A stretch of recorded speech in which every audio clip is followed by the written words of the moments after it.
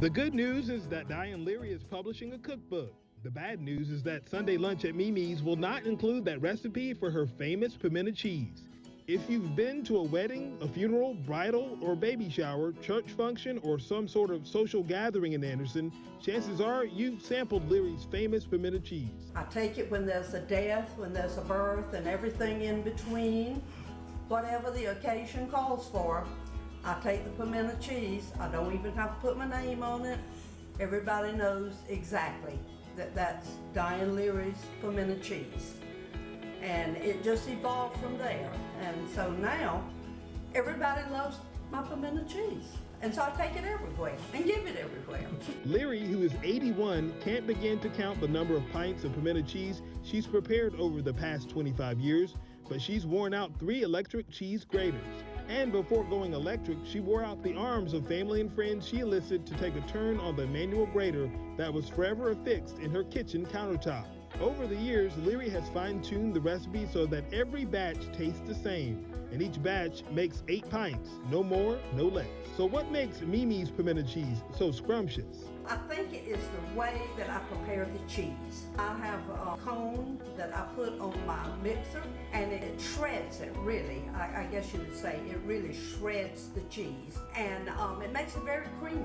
It makes it easy to spread, easy to dip.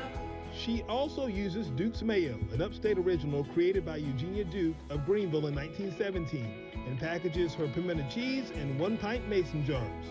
For a southern staple, that combination of ingredients and packaging is hard to beat. Pimento cheese is, and there's a zillion recipes out there, and everybody just has their own idea of what it should taste like, but evidently, mine hits the palate. As often happens with something so savory it's sampled by so many people, someone is bound to say, "You ought to sell this stuff." Leary's daughter, Kaylin Foster, attended a class in Columbia on cottage food laws and selling food products made at home. That was the first obstacle.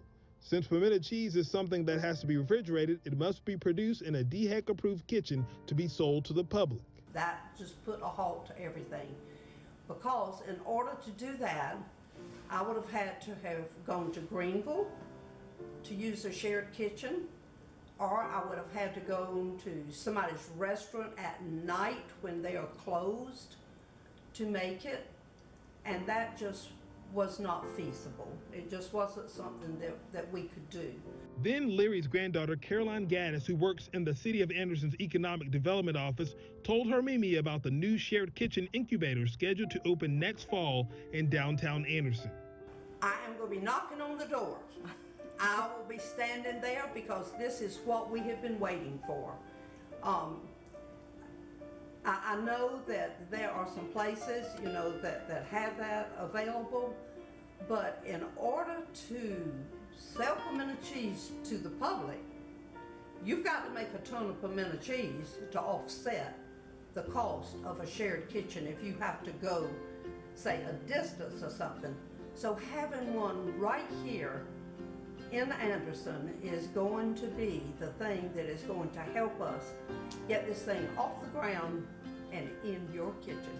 And for those who enjoy spending time in the kitchen, Leary's soon-to-be published cookbook, Sunday Lunch at Mimi's, will have more than 150 of her tried-and-true recipes. The name of the cookbook comes from the tradition of Leary's children and grandchildren gathering every Sunday at Mimi's for lunch after church. Every single recipe that will be in that book is something that has been cooked in my kitchen.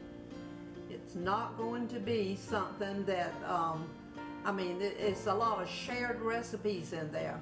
But every single one of them is something that I cooked from scratch in my kitchen. My grandchildren love it. They made the list of all the recipes that they wanted in the cookbook.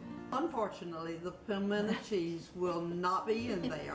That's a secret recipe, and right now, even my children don't have that recipe. It's in a folder and it's hidden away, and I don't believe any of them right now even make the pimento cheese. So that's something they're gonna have to learn how to do.